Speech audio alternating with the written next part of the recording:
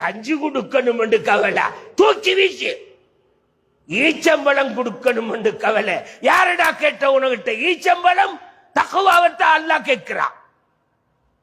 எவன்ட ஹராம் என்றாலும் பரவாயில்ல, அவன்ட ஹராத்தை வாங்கி கஞ்சி கொடுக்கணும்.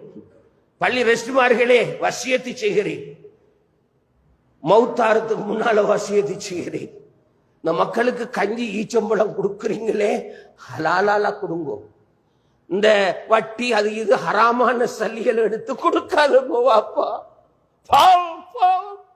இந்த மக்களும் அந்த வீட்டில் இருக்கிற அந்த சகோதரிகளும் தக்வாவுடைய இவ்வளவு அழகான நோம்ப இந்த ஹராத்துடைய சல்லியில முடிச்சு துறப்பாங்க இல்லையா?